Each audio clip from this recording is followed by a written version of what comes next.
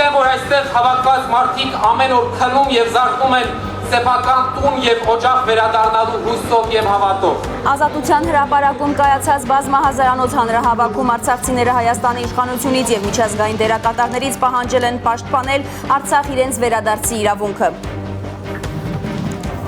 Մեծ հանրահավաքը պատասխանն է Ղարաբաղյան շարժումը չպետք է շարունակվի Փաշինյանի հայտարարությանը։ Մենք Արցախից հրաժարվողը չենք, զգուշացնում են արցախցիները։ Ֆաշիստական վերաբերմունք են ցույց տալիս իշխանությունները արցախցիների վերաբերյալ։ Գիջու չկա թե երեխոցի գերեսը լվանաս որտեղ կարաս ինչ անես։ Հայաստանում արժանապատիվ կյանք են ուզում արցախցիները, դա է չարտագաղթելու եւ հայրենի Արցախ վերադառնալու համար պայքարը նպատակին հասցնելու միջոցը, կարծում են շատերը։ Ամեն մեկի ցայնը կարևոր է, չէ՞ որ գումեць ենք վերջ առաջ։ Վերջին շտկումները քվեարկությունից առաջ Գյումրիում եւ Փարաքարում վաղը ավականի կընտրեն, առավոտյան 8-ին կբացվեն բոլոր ընտրատեղամասերը։ 111236 գյումրեցի այդ ժամից կարող է շտապել ընտրական տեղամաս քաղաքի առաջիկա տարիների ճակատագիրը որոշելու համար։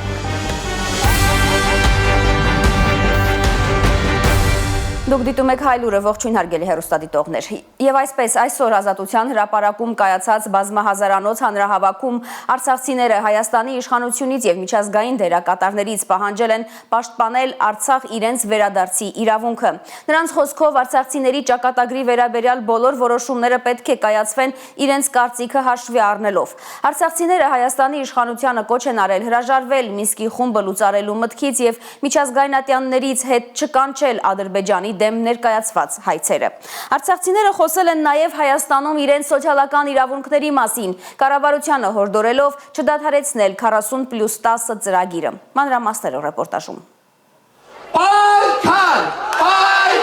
Արցախի բռնագաղթից 1.5 տարի անց արցախցիները պնդում են, իրենք ունեն Արցախ վերադառնալու, սեփական հայրենիքում արժանապատիվ, անվտանգ ապրելու իրավունք եւ երբեք չեն պատրաստվում հրաժարվել դրանից։ Աշխարհի աչքի առաջ մեզ բռնությամբ զրկել են մեր հայրենիքից, բայց դա չի նշանակում, որ մենք հրաժարվել ենք մեր հայրենիքից։ Արցախի մարդու իրավունքների պաշտպանը նկատում է, իրենց իրավունքները նաև միջազգային կոնվենցիաներով են պաշտպանված։ Իսկ արցախյան շարժման էջը փակողներին Ստեփանյանը բացատրում է, Արցախի էջի փակումը հավասարազոր է սեփական գոյության իմաստազրկման։ Ես գիտեմ, որ այստեղ հավաքված մարդիկ ամեն օր քնում եւ զարթնում են սեփական տուն եւ օջախ վերադառնալու հույսով եւ հավատով։ Սիրելի հայրենակիցներ, սոցիալական հոգսի տակ գթած մի թողեք ձեր մեջմարի Արցախ վերադառնալու մղումն ու հույսը։ Անիրատեսության դասեր տվողներին հստակ պատասխանեք, որ թույլ չենք տա մեզ ստիպել հրաժարվել ինքներս մեզանից, մեր գոյության իմաստից։ Թույլ չենք տա մեզ եւ մեր սերունդներին զրկել հայրենիք վերադառնալու իրավունքից։ Այստեղ հավաքվածները շնորհակալ են բոլոր նրանց, ովքեր 2023-ից հետո գրկապաց ընդունեցին տնավեր արցախցիներին։ Ստեփանյանը նկատում է, միաժամանակ իշխանության որոշ ներկայացուցիչներ պարակտիչ խոսքերով փորձում են բաժանարար գծեր ավելացնել։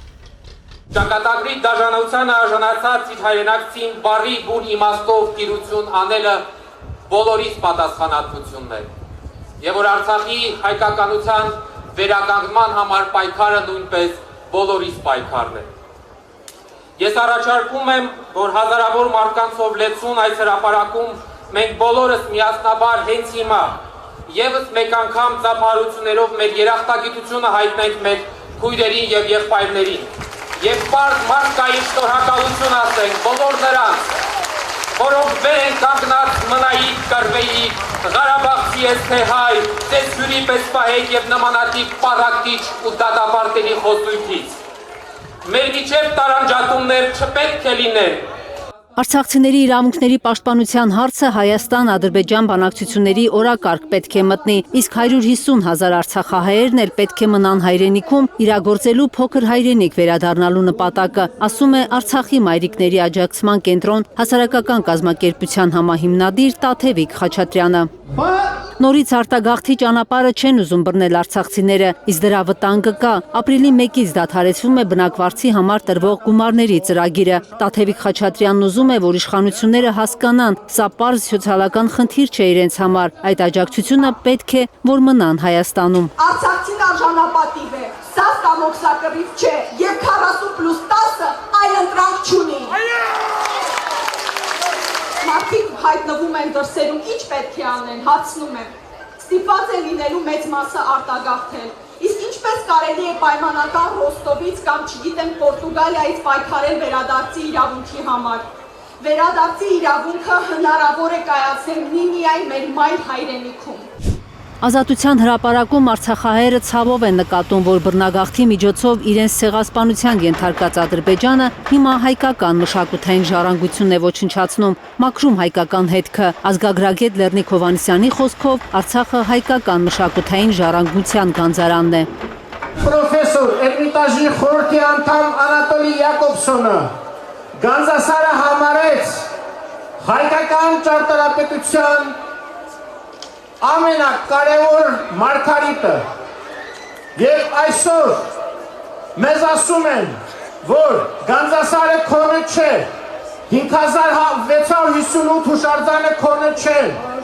Իսկ Հայաստանի իշխանավորները արցախցիներին ասում են, որ կամ պետք է փախստականի կարգավիճակ ստանալ, կամ Հայաստանի քաղաքացիություն ընդունել։ Եվ այստեղ եմ որպեսզի խոսեմ քո ու քո ձեր բոլորի եւ իմ խնդիրներից, տեղահանված Արցախի բնակչության խնդիրներից, եւ այսպես առաջինը կանդրադառնամ փախստականի կարգավիճակի, այդ ամոթալի կարգավիճակի հարցին։ Իրավապաշտպան Դավիթ Հովհաննիսյանը նկատում է, այդ ինչ է փոխվել 2023-ի բռնագաղթից հետո, որ հիմա արցախցիներին ստիպում են ընդունել Հայաստանի քաղաքացիություն։ Վերջին 30 տարիների ընթացքում Արցախի անկախության ամբողջ ժամանակահատվածում որևէ մեր հայրենակից Հայաստանից Արցախ եկած, Արցախում բնակվող կամ Արցախում հյուրընկալված մեր հայրենակցին երբևէ համարել է փախստական։ Վերջին 30 տարիների ընթացքում Արցախի անկախությունից հետո Մինչև 2023 թվականը, երբ դուք եկել եք այստեղ, մայր հայրենիք, ձեզ երբևէ որևէ մեկը համարել է փախստական։ Բա ինչ է փոխվել, ինչու պիտի 2023 թվականից հետո ինչ-որ մեկի ցանկությամբ 150,000 մարդ դառնա փախստական մայր հայրենիքում։ Արցախցիների պահանջների մասին բարձրաձայնումից հետո նախաձեռնող խմբի անդամ Նժդե Իսկանդարյանը հայտարարում է, մնալու են Ազատության հրապարակում։ Արցախցի մի խումբ կանայք ու երեխաներ նույնպես նստացույց սկսեցին Ազատության հրապարակում։ Հայաստանի կառավարությանը ժամանակ են տալիս փոխելու իր որոշումները։ Նախաձեռնող խումբը մնալու է այստեղ, ձևավորելու է շտաբ, ամենօրյա իրականացնելու է իրազեկման ակցիաներ։ Իշխանությունն ունի մեկ շաբաթ ժամանակ եւ եթե ոչ, մենք կազմակերպելու ենք ավելի մեծ հանրահավաք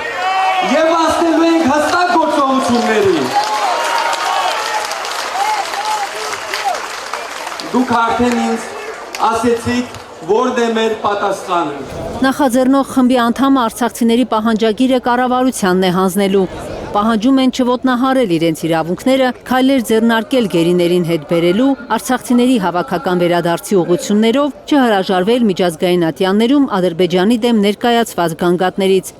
Զերծ մնալ արցախցիների նկատմամբ Հայաստանում հենց իշխանական օղակների կողմից տարվող ատելության քարոզից եւ արժանավայել պայմաններ ապահովել մայր հայրենիքում արցախցիների կենսապահովման համար։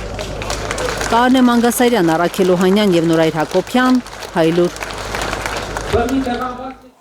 Ինչպես կարող է Հայաստանի վարչապետը հայտարարել, թե Ղարաբաղյան շարժումը չպետք է շարունակվի, երբ 150,000 արցախցի մնացել է Բախտի մահաճույքին։ Զարմանան, թե բարկանան Փաշինյանի հայտարարությունից մարդիկ իրենք էլ չգիտեն։ Ազատության հրապարակ գնացածները պատասխանում են Նիկոլ Փաշինյանին, իրենք Արցախից հրաժարվողը չեն։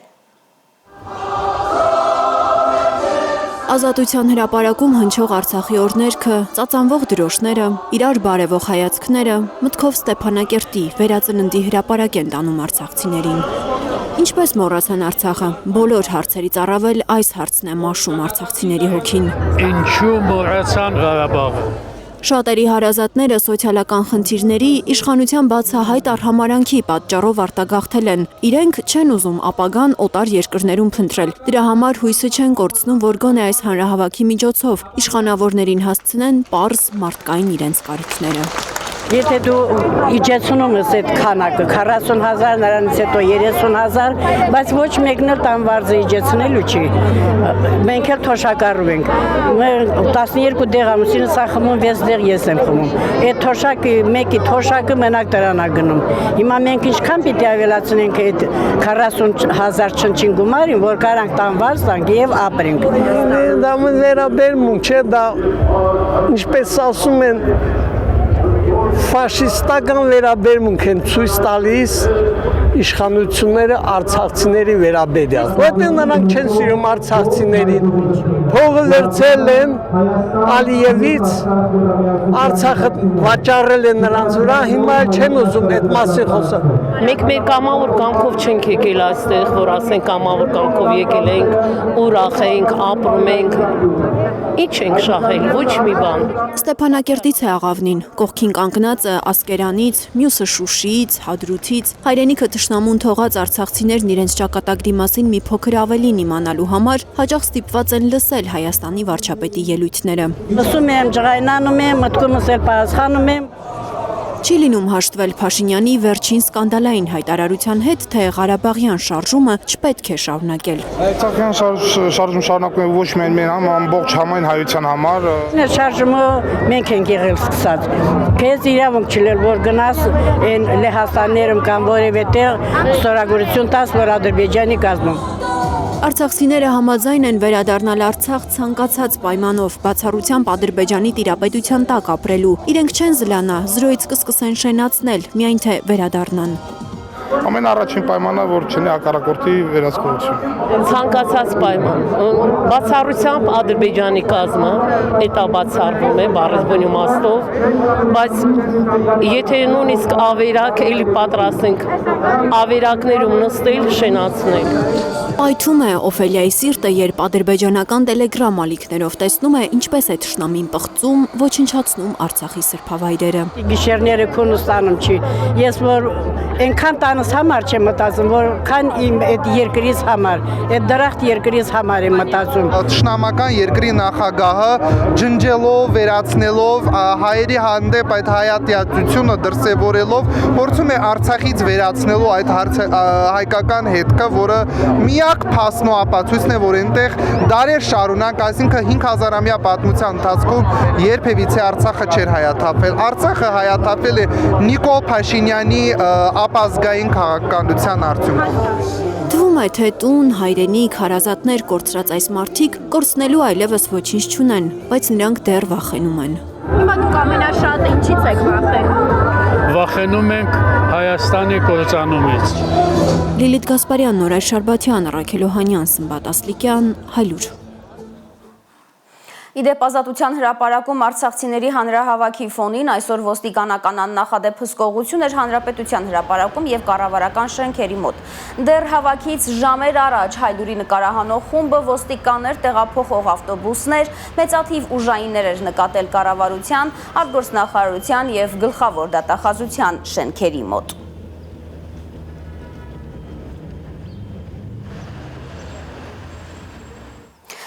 $150,000 բռնի տեղահանված արցախցիներից մեկն էլ Միրզաջանյաններն են, որ մայր հայրենիքում ապրում են ծայրահեղ ծանր վիճակում։ Երիտասարդ ընտանիքն անգամ 40+10 ծրագրի շահառուչ է։ Այս տնակում է ապրում արցախցի Կարինեն, ամուսնու և 2 անչափահաս երեխաների հետ։ Դոմիկը բերել ենք դրել, գալի ասած 3 անգամ այս կրիշը փոխել ենք։ Հիմա որ անձրև է գալիս, սաղ ջուր է դառնում, երեխոցը գլխին է դառնում։ 2020 թվականի 44-օրյա պատերազմից հետո Ավետարանոց գյուղից է բռնի տեղահանվել 32-ամյա կինը։ Արցախում իր տատիկի տանն էր ապրում, չնայած գրանցված էր Բերթաշենի հայրական տանը։ Պատերազմից հետո ամուսնու հետ Չարենցավանում է ապրում, Արցախից բռնի տեղահանվածներին տրամադրվող ոչ մի սոցիալական աջակցությունից չի կարողանում օգտվել։ Դիմել ենք աջակցության համար, նախարարություն դիմում եմ գրել, մերժում է եկել, պատասխանը եկել է, ասում է ձեր տվյալները բանում ռեգիստրատուրում արկա չեն։ Կարինեի տվյալները ռեգիստրում չեն երևում, որովհետև նա հազարավոր արցախցիների նման Հայաստան է եկել մինչև Արցախյան բլոկադան եւ չի հաշվառվել Գորիսում կամ Կորնիձորում 2023-ին բացված հումանիտար կայաններում։ Բայց նա չի հասկանում, թե ինչու ինքը չպետք է օգնություն ստանա, չէ որ չի կարող վերադառնալ ոչ ավետարանոց, ոչ էլ Բերթաշեն։ Մենակ մի հատ խնամքի գումար եմ ստանում 35600 դրամ։ Կարինեն 4 աղջիկ ունի, բայց այս տնակում երեխաներից իր հետ միայն երկուսն են ապրում։ Մեկը խնամքով քուրս է պահում, մեկը հով խնամքի կենտրոնում են, երկուսն էլ ես եմ պահում։ Օրավարձով բանվորություն է անում Կարինեի ամուսինը։ Ամուսինն ու երեխաներից մեկը 3-րդ կարգի հաշմանդամություն ունեն։ Մեր ամուսինը ոտի ջիլը կարճա, տենց է ծնվել ինքը, նույնպես էլ երեխան։ Ոտի խնդիր ունի, շատ ժամանակ հայլում է, դες ոտը թուլանում ընկնում է։ Տարել եմ վերականգնողական բուժման, մասաժի համար մասաժ է նշանակել։ Մարդ եմ ճարել, որ բան անեմ, մասաժների տանեմ, ֆինանսական խնդրի պատճառով չկարեցա։ Ֆինանսական միջոցները միայն այս տնակին են հերիքել։ Մահճակալները Չարենցավանի բարեխիղճ մարդիկ են նվիրել։ Հիգիենայի համար անհրաժեշտ պայմաններ էլ չկան։ Հարևանի տանն են լողանում։ Ջուր չկա թե երեխոցի երեսը լվանաս, որտեղ կարաս, ինչ անես։ Մի տանիք է ուզում Կարինեն ու ամուր պատեր, որ քամուց չճոճվեն։ Կուզենամ լագոնը օգնեմ միսերնական օծեն, քան որ սարքեմ մնամ, էլի։ Մենակ էտ եմ մտածում, մի 4 պատինի են, քան որ ապահով տեղ մնան երեխեք, ուրիշ բան պետք չի։ Լանա Համբարձումյան, Արաքել Օհանյան, Սմբատ Ասլիկյան, Հայլուրի համար։ Շարունակենք, այս շաբաթ միայն այս գիշեր չի կրակել թշնամին Սյունիքում։ Եթե մուսուլմանների նոր տարին Նովրուզն էին նշում, ապա Խնածախի եւ Խոզնավարի բնակիչների խոսքով արտասովոր երկար տևեց տոնակատարությունը՝ 10 օր։ Բացի այդ, ադրբեջանցի զինվորները նաեւ գնդացիր են օգտագործել օրը 7 ժամ տևած կրակոցների ժամանակ։ Այդպես է Բաքուն պատասխանում խաղաղության համաձայնագիրը ստորագրելու Երևանի անթիվ կոչերին, համոզված է քաղաքագետը։ Ադրբեջանի սադրանքների հասցեատերն էլ Հայաստանի քաղաքական իշխանությունն է, որի առաջ նոր պահանջներ է դնում Բաքուն։ Վերջին 10 օրում առաջին անգամ անցած գիշեր թշնամին չի խախտել հրադադարի ռեժիմը։ Արդեն 40 ժամ է հանգիստ է Սյունիքի սահմանամերձ գյուղերում։ Ես գիշեր ընդհանրապես չի եղել։ Առաջի օրն այս վերջի 10 օրվա մեջ ոչ չի եղել ընդհանրապես։ 10 օր շարունակ ամեն օր երեկոյան 10-20-ից 2 ժամը մեկ ռեժիմով թշնամին կրակ էր բացում սահմանամերձ Խնածախ եւ Խոզնավար գյուղերի դիրքերի ուղղությամբ։ Իմ խելքով դա ուզում էին վախեցնել ժողովրդին կամ հրահրում էին մեր ոստերից արձագանք լիներ միջադեպիներ, բայց դե մեր կողմից ընդհանրապես չի արձագանքվել, ուրախալի է որ չկա։ Բաքվի ու Երևանի բանակցությունների ավարտի խաղաղության համաձայնագրի պատրաստ լինելու մասին հայտարարելուց մեկ շաբաթ անց Ադրբեջանը սկսեց արձակել բնակիչների համար կանոնավոր, իսկ պաշտպանության նախարարության համար ոչ վտանգավոր կրակոցներ։ Ամսի 29 էր, ուղիղ 10:20, իրար հետևից երևի մի 2-3 րոպե տևողությամբ։ 11:20, 12:20, մինչև 5:30 կրակում են։ Հեսա դիրքն է։ Այս դիրքից են էլի կրակում, Ադրբեջանի դիրքն է։ Գիշերները կրակում են, գիշերները չեն թողում հանգիստ քնեն ժողովրդը։ Ճիշտ է, որ ասում է աշկը մեկը փակ, մեկը բաց։ Ինչու է կրակում Ադրբեջանը, եթե խաղաղության համաձայնագիրը պատրաստ է ստորագրման։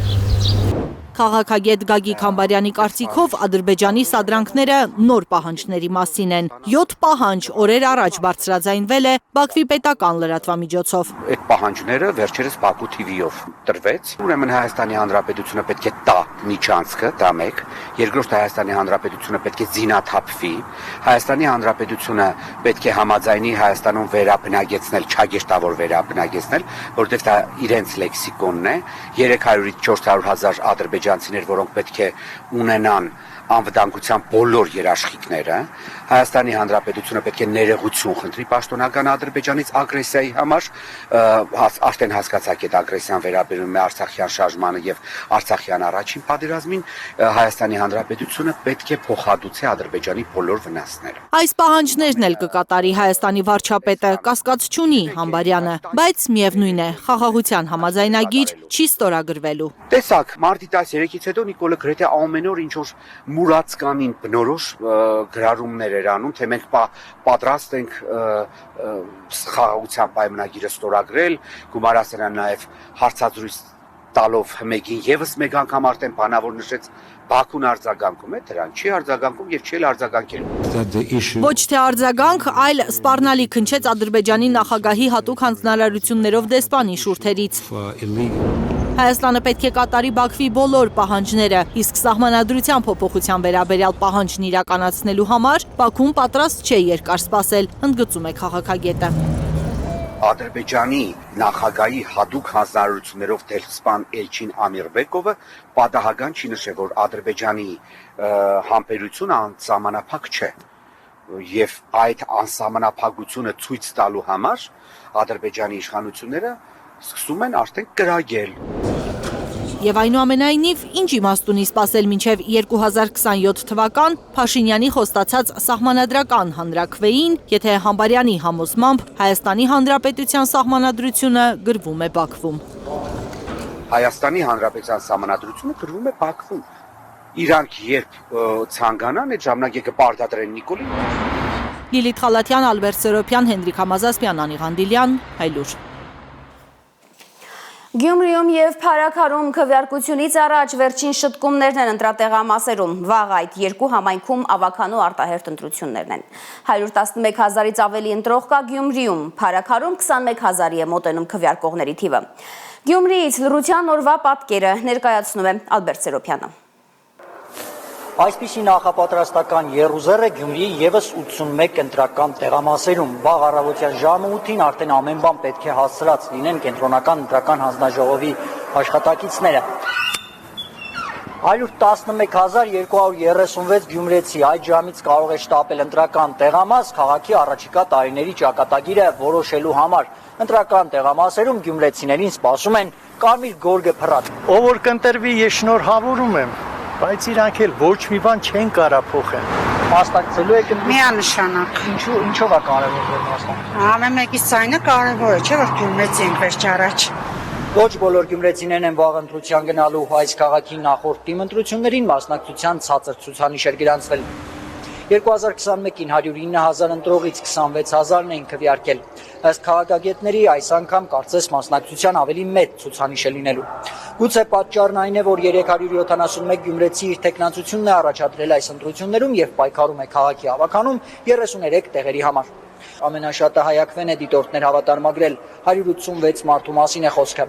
Հայկական մեդիան նույնպես լարված հետևելու է զարգացումներին, ավելի քան 300 լրագրողներ եւ օպերատորներ են աշխատելու Կիրակի։ Քիչ անց Գյումրի կժամանեն նաեւ Հայլուրի նկարահանող խմբերը։ Մեր թիմը հատուկ ռեժիմով լուսաբանելու է Գյումրիի ավականու արտահերթ ընտրությունները, ռեպորտաժներ են ունենալու նաեւ Փարաքարից։ Ալբերտ Սերոպյան, Հենրիկ Համազասպյան, Հայլուր, Գյումրի։ Հարգելի հեռուստադիտողներ, այս թողարկման ընթացքում կցուցադրենք նաև սրտակեղեկ կադրեր, թե ինչպես են երկրաշարժից ցնցվող Չինաստանում բուժքույրերը կյանքի գնով փրկում նորացիների կյանքը։ Оперевшись на свой стол, ես բռնված էի սեղանից, զգացի, որ սեղանն այս ու այն կողմ է գնում։ Նոր երկրաշարժ Մյանմայում 2 օր անընդմեջ գրանցված հզոր ցնցումների զոհերի թիվն անցնում է 1000-ը։ Հայաստանի արտգործնախարարությունը ճշտում է զոհերի մեջ Հայաստանի քաղաքացիներ կան թե ոչ։ Նոր մասշտաբային հարձակում է նախապատրաստում Ռուսաստանը Ուկրաինայի վրա։ Սու-35 կործանիչների նոր խմբաքանակ է ստացել Դաշտության զինված ուժերը։ Դնեպրի վրա ռուսական օդային հարձակման հետևանքով 4 մարդ է մահացել։ Ակցիայի անունով դե ժամանակ առնում 24% աղքատության մակարդակ ունեցող Հայաստանի բազմաթիվ քաղաքացիներ ակցիաների են սպասում միրգ ու բանջարեղեն գնելու համար։ Գնաճը օրեցօր ավելանում է։ Քաղաքացին արդեն գոյատևում է։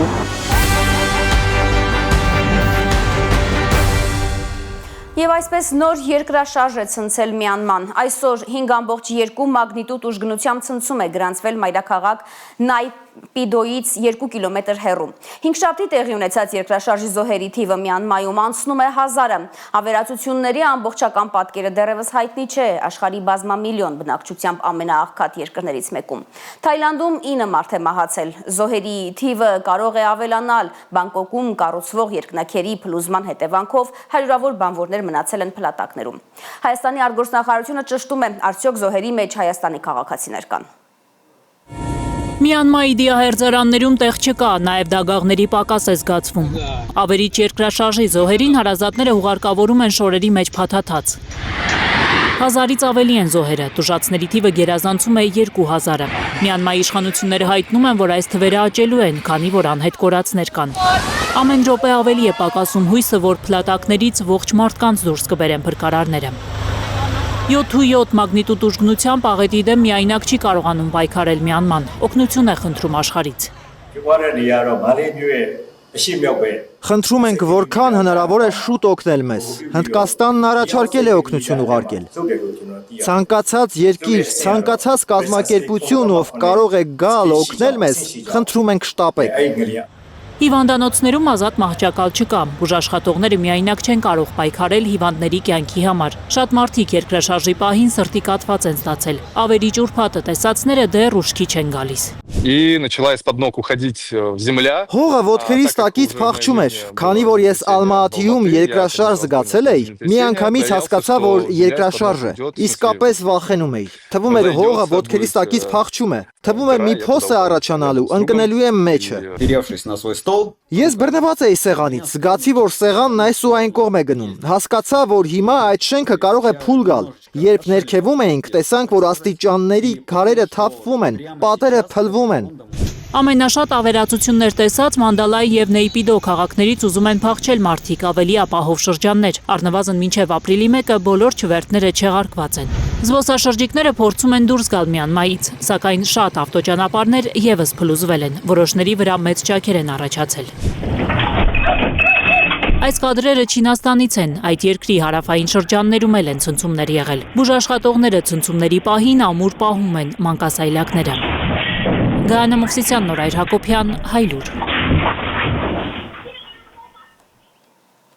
Ուկրաինական ճգնաժամին անցնենք Ուկրաինայում ընտրություններ անցկացնելու նպատակով ՄԱԿ-ի հովանու ներքո ժամանակավոր իշխանություն ստեղծելու Պուտինի առաջարկին հանդիպակաց առաջարկ է արել Կիևը։ ՄԱԿ-ի ժամանակավոր կառավարում սկսած Վորկուտայից, կարծես տեղի բնակիչները շատ մեծ օգուտ կստանան ցանկացած այլ կառավարությունից բացի Պուտինից, որը միլիարդավոր դոլարներ է ծախսում Ուկրաինայի դեմ իր հանցավոր պատերազմի վրա։ X-ում գրել է Ուկրաինայի ներկայացուցիչ Գեորգի Տիխին։ Հինգշաբթի էր Ռուսաստանի նախագահը առաջարկել քննարկել Ուկրաինայում ժամանակավոր արտաքին միջազգային կառավարման գաղափարը։ Ըստ Կրեմլի ղեկավարի դա թույլ կտա նոր ընտրություններ անցկացնել, որոնց արդյունքում իշխանության կգա գործունակ եւ ժողովրդի վստահությունը վայելող կառավարություն, որի հետ կսկսեն խաղաղության պայմանագրի շուրջ բանակցություններ վարել։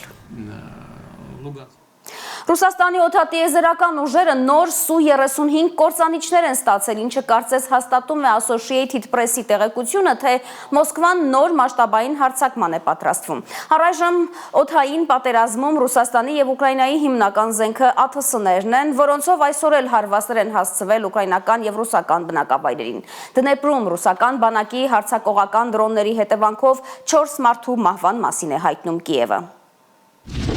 Մասշտաբային հարձակում է նախատեսում Ռուսաստանը Ուկրաինայի վրա։ Associated Press-ը գրում է, որ Մոսկվան ուզում է ուժեղացնել ճնշումը Կիևի վրա հնարավոր բանակցություններից առաջ։ Իր Su-35 կործանիչներն է ցուցադրել Դաշնությունը, որոնք ամենայն հավանականությամբ կռվելու են ռուս-ուկրաինական ճակատում։ Այնտեղ հնարավոր հրադադարի մասին ոչինչ չի հուշում։ Ռուսական լրատվամիջոցների տեղեկություններով առաջնագծում նոր ուժեր է տեղակայում Ուկրաինան։ Կիևն ավելացնում է օտարերկրյա կոնտինգենտը։ Ըստ լրատվամիջոցների Ուկրաինա են մեկնել զինվորականներ Գերմանիայից, Ֆրանսիայից, նաև Հյուսիսային Եվրոպայի եւ Լատինական Ամերիկայի պետություններից։ ԱԹՍ-ներով զանգվածային հարձակում են սկսել ռուսները Դնեպրի վրա։ 4 մարդ է զոհվել, 21-ը տուժել։ Կիևը հայտնում է, որ ոչնչացրել են գրեթե 2 տասնյակ գրոհային անօթաչուների մեծ մասը։ Ուկրաինան հայտնել է Ռուսաստանի Բրյանսկի շրջանում ռազմական ենթակառուցվածքների ոչնչացման մասին։ Գլխավոր շտաբը հարվածն անվանել է պատասխան ուկրաինական բնակավայրերի վրա ռուսական բանակի անօդաչու թռչող սարքերի շարունակվող հարձակումներին, որոնք ոչնչացնում են քաղաքացիական ենթակառուցվածքները, սպանում ուկրաինացիներին։ Ուկրաինայի զինուժը մինչև կեսօր անօդաչուներով գրոհ է սկսել Բելգորոդի շրջանի վրա։ Ռուսական հոպը 2 անօդաչու սարք է խոցել։ Գիշերը Բելգորոդի շրջանի երկնքում 3 ԱԹՍ է ոչնչացրել դաշնությունը։ Ռուսները Պոկրովսկի շրջանում են ռազմական գործողություն սկսել։ Դոնեցկի ղեկավար Դենիս Պուշիլինը հայտարարել է, որ Կոտլինո գյուղի ուղղությամբ են շարժվում ռուս մարտիկները։ Այդ տարածքը Ուկրաինայի օպերատիվ ռազմավարական խմբավորման կարևորագույն պաշտպանական հանգույցներից է։ Դրա շնորհիվ է Կիևը ամիսներով կարողացել պահել երկրի հյուսիս-արևմուտքը։ Դոնեցկի ղեկավարի պնդմամբ Կիևը փորձում է հակահարձակման անցնել այդ ուղղությամբ։ Ռուսական հյուսիս խմբավորման զորքերը վերահսկողության տակ են վերցրել Սումիի շրջանի Վեսելովկա գյուղը։ Ռազմական գերատեսչության տվյալներով հարձակողական գործողություններով են ռուսները մտել բնակավայր։ Գորնալ, Գևո եւ Օլեշնյա բնակավայրերում դաշնության զինվորները ջախջախել են Ուկրաինայի օդադեսանտային, նախագահական ու տարածքային պաշտպանության բրիգադներին։ Զապորոժիայի շրջանում ռուսներն իրենց տիրապետության տակ են վերցրել Շերբանի բնակավայրը, այդ կողմում սպանել 70 ուկրաինացի զինվորականի։ Լիանա Մովսիսյան, Սմբատ Ասլիկյան, Հայլուր։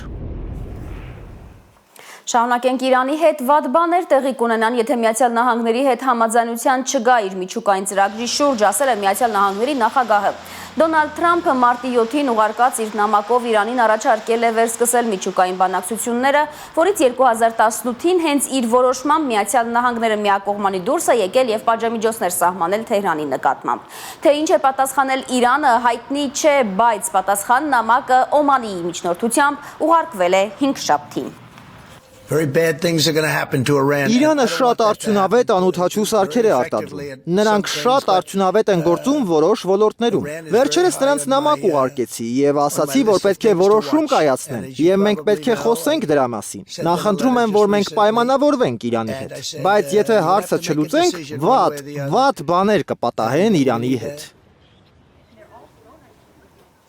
Բենյամին Նեթանյահուն Իսրայելի արտաքին հետախուզական գործակալությանը Մոսադին հանձնարարել է գտնել այն երկրները, որոնք պատրաստ կլինեն ընդունել մեծ թվով պաղեստինցիների Գազայից։ Ըստ Axios ամերիկյան լրատվական կայքի արդեն բանակցություններ են տեղի ունեցել Սոմալիի, Հարավային Սուդանի, Ինդոնեզիայի եւ այլ երկրների հետ։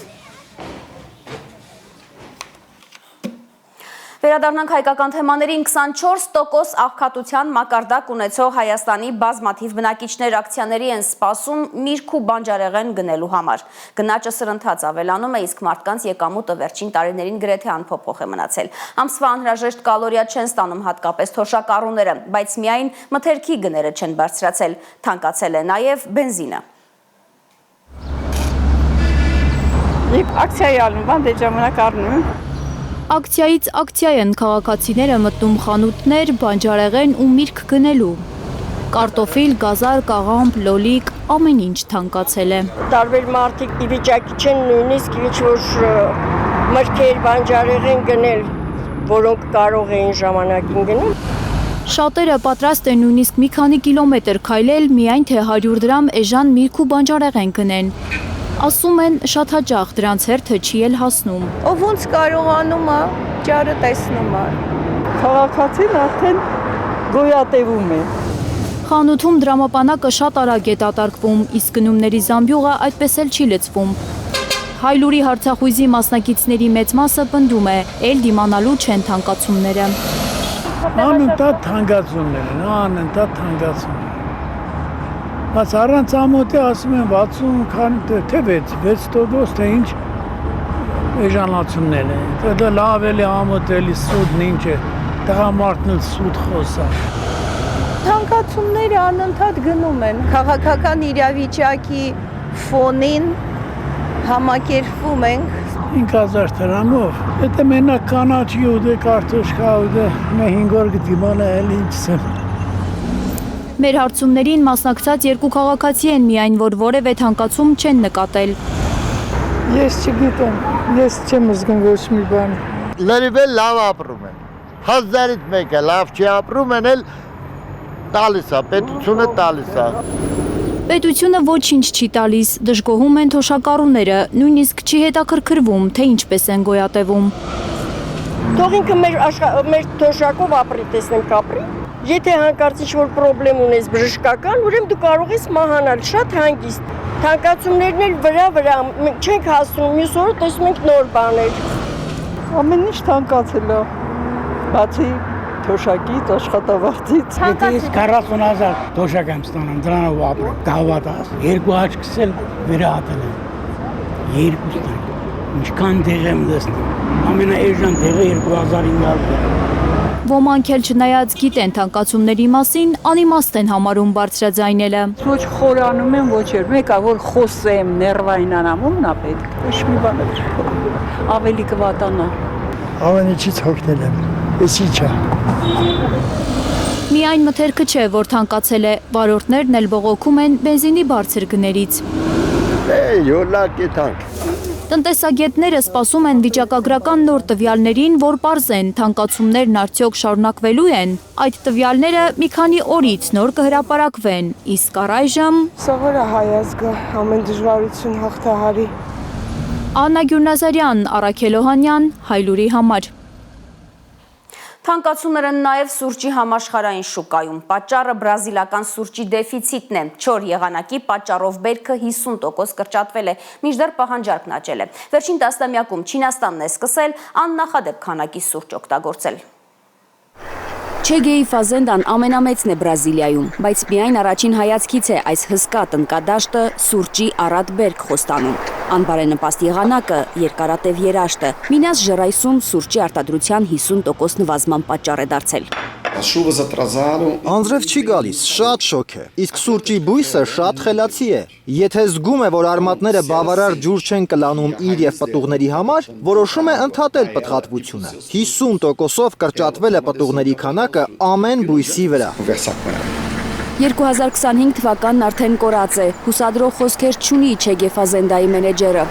Ինչպես Բրազիլիան, այնպես էլ Վիետնամը բախվում են սուրճի արտադրության ճգնաժամին։ Սուրճը թանկացել է, նոր գնաճ է լինելու։ Բրազիլիան, որ սուրճ արտադրող ու արտահանող առաջատար երկիրն է աշխարհում, այս տարվա փետրվարին նախորդ տարվա նույն ժամանակահատվածի համեմատ արտահանման արդեն ավելի քան 10% անկում է ունեցել։ Սուրճը պակասել է, պահանջարկը աճել, ինչը եւս թանկացման պատճառ է։ Անցած տարի դեկտեմբերին սուրճի համաշխարհային գները պատմական բարձր են եղել։ 1 տոննա ռոբուստա տեսակի սուրճը վաճառվել է գրեթե $5,700։ Հայաստանում վիճակագրական կոմիտեի տվյալով 2025 թվականի փետրվարին 2024-ի նույն ամսվա համեմատ սուրճը ավելի քան 17% թանկացել է։ Այս տարվա հունվարին 2024-ի դեկտեմբերի համեմատ է գինը բարձրացել։ Սուրճը դառնում է դեֆիցիտ, բայց աշխարհը չի դադարի այն օգտագործել։ Ինչ կլինի, պարզապես մենք նույն քանակի սուրճի համար ավելի շատ կվճարենք։ Գնաճի պատճառներից մեկն էլ Չինաստանում սուրճի սպառման աճն է։ Վերջին տասնամյակում չինացիները սկսել են շատ սուրճ խմել։ Ըստ Միացյալ Նահանգների սուրճի համաշխարհային շուկաների տարեկան զեկույցի, Չինաստանում սուրճի տարեկան սպառումը հասնում է 6.3 միլիոն պարկի, մինչդեռ տեղական արտադրությունը բավարարում է ընդամենը 2 միլիոն պարկը լցնելու համար։ Սուրճի 1 պարկը 60 կիլոգրամ է կշռում։ Սուրճը ժողովրդականություն է վայելում Չինաստանում։ Այնտեղ սրճարանների թիվն աճել է 150%-ով եւ դեռ նոր սրճարաններ են բացվում։ Իսկ աշխարհում սուրճ չկա, քիչ է։ Եթե ապրանքը պակասում է, ինչ է տեղի ունենում։ Գինը բարձրանում է։ Չինաստանը տարեկան սպառում է Բրազիլիայից արտահանվող սուրճի ընդամենը 10%-ը։ Չնայած ճգնաժամին, Բրազիլիան այս տարի էլ կմնա սուրճի ամենամեծ արտադրողն ու արտահանողը։ Ակնկալվում է, որ այս տարի 66.4 միլիոն պարկ սուրճ կաճեցնեն բրազիլացիները, իսկ Վիետնամում դրա կեսը։ Եվ մեր օրվա կադրում լուսնի ստվերի տակ փոքրինչ խավարած արևն է։ Կեսօրին է մասնակի խավարել երկրի լուսատուն։ Այս կադրերը Փարիզից են։ Երևանի ժամանակով ժամը 14-ին լուսինն անցել է երկրի եւ Արեգակի միջև մասամբ ծածկելով երկնային մարմինը։ Այս տեսարանը երևացել է երկրի տարբեր անկյուններից՝ Աֆրիկայից մինչև Եվրոպա, Ամերիկայից մինչև Ասիա։